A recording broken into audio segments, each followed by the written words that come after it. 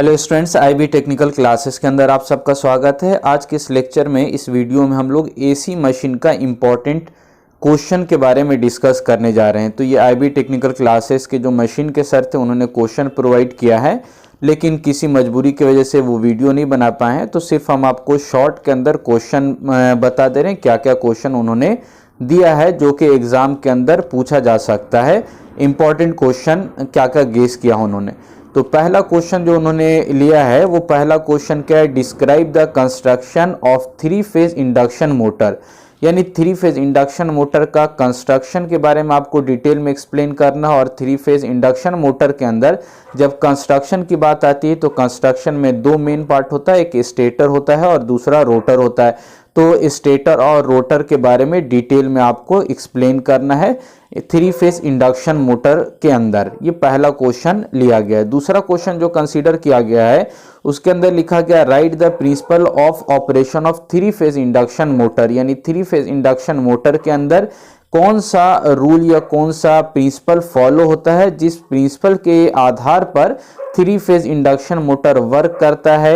यानी हम लोग किस तरह से सप्लाई देंगे, रोटर में किस तरह से लिंक करेगा और रोटर किस तरह से रोटेट होगा, वो पूरा आपको डिटेल में डायग्राम की सहायता से एक्सप्लेन करना है। तो principle of operation of 3 phase induction motor के बारे में एक्सप्लेन करना है। तीसरा क्वेश्चन जो कंसीडर किया गया है, इसमें लिखा गया, what is the rotating magnetic field. यानी आरएमएफ के बारे में आपको एक्सप्लेन करना है and discuss how it produce, और ये किस तरह से प्रोड्यूस होगा। तो आपको मालूम होगा जो 3 फेज इंडक्शन मोटर है उसका रोटर जो मूव करता है वो इसी आरएमएफ की वजह से प्रोड्यूस होता है, रोटेट करता है। तो आरएमएफ किस तरह से हम प्रोड्यूस करेंगे और उसका रोल, आरएमएफ का रोल क्या होगा रोटर को रोटेट कराने में, वो सारा आपको यहाँ पर एक्सप्लेन करना है तीसरे नंबर क्वेश्चन के अंदर।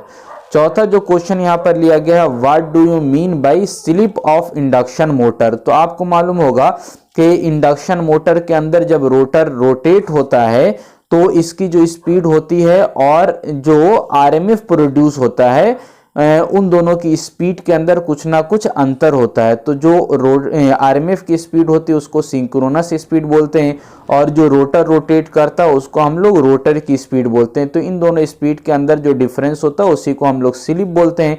तो उन स्लिप के बारे में आपको यहाँ पर डिटेल के अंदर एक्सप्लेन करना, what do you mean bye slip in the induction motor. पांचवा क्वेश्चन जो इंपॉर्टेंट आपके एग्जाम पॉइंट ऑफ व्यू से, वो क्या है, draw the equivalent circuit of N induction motor and find an expression of torque develop.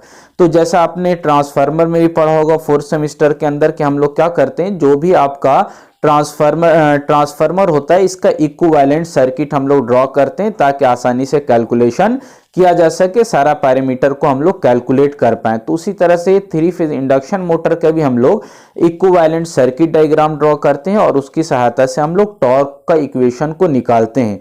तो यहाँ पर आपको इक्विवेलेंट सर्किट डायग्राम ड्रॉ करना है, यानी एक्चुअल नहीं, उसका इक्विवेलेंट डायग्राम ड्रॉ करना और उसकी सहायता से आपको टॉर्क का एक्सप्रेशन यानी टॉर्क का जो इक्वेशन होगा उसको डिराइव करके दिखाना है, दर्शाना है। ये पांचवा क्वेश्चन हो गया। छठा क्वेश्चन जो लिया गया है, what is the condition for maximum torque. यानी इंडक्शन मोटर के अंदर मैक्सिमम टॉर्क कब डेवलप होगा, वो कौन सा कंडीशन होगा जिस पर टॉर्क मैक्सिमम डेवलप होगा, उसके बारे में एक्सप्लेन करना है। सातवां क्वेश्चन लिया गया है, draw the slip torque characteristics. यानी स्लिप और टॉर्क के बीच में जो कैरेक्टरिस्टिक्स होता है उस कैरेक्टरिस्टिक्स को ग्राफ की सहायता से, यानी आप यहाँ ग्राफ की सहायता से आपको डिटेल में एक्सप्लेन करना है टॉर्क और स्लिप के बीच में क्या रिलेशन होगा, स्लिप कम होगा या ज्यादा होगा तो टॉर्क पर उसका इफेक्ट क्या होगा, ग्राफ की सहायता से एक्सप्लेन करना है। आठवां क्वेश्चन जो लिया गया है वो है, drive the torque equation of 3 phase induction motor under the running condition and starting condition. दो अलग लिया गया, रनिंग कंडीशन में टॉर्क इक्वेशन या टॉर्क इक्वेशन क्या होगा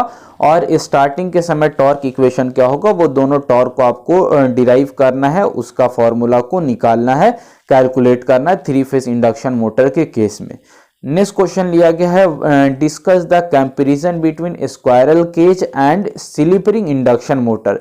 तो दो टाइप का हम रोटर यूज करते हैं, एक स्क्वायरल केज रोटर होता है, पिंजरा नुमा रोटर होता है, और दूसरा होता है स्लिप रिंग रोटर होता है। तो इन दोनों रोटर के बारे में आपको एक्सप्लेन करना है और साथ ही साथ कंपैरिजन करना है, दोनों में क्या डिफरेंस है, क्या अंतर है, किसका एक्सियल लेंथ कम होगा, ज्यादा होगा, किसकी स्पीड ज्यादा होगी, वो सारा चीज आपको एक्सप्लेन करना है। 10वां क्वेश्चन जो लिया गया यहाँ पर, what are the various method of speed control of 3 phase induction motor, यानी 3 फेज इंडक्शन मोटर की स्पीड कंट्रोल हम लोग किस तरह से कर सकते हैं।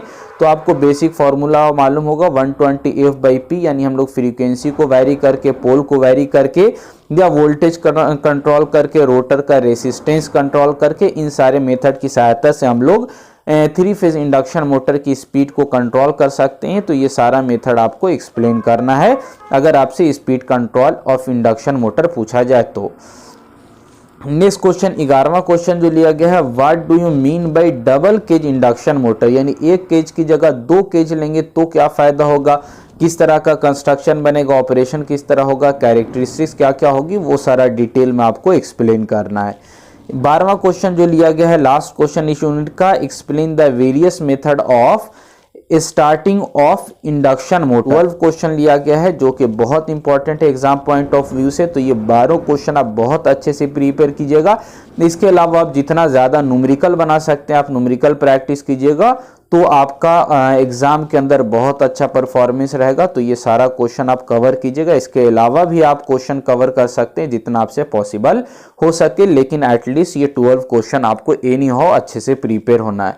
नेक्स्ट वीडियो के अंदर हम लोग नेक्स्ट इसके आगे के टॉपिक के बारे में डिस्कशन करेंगे।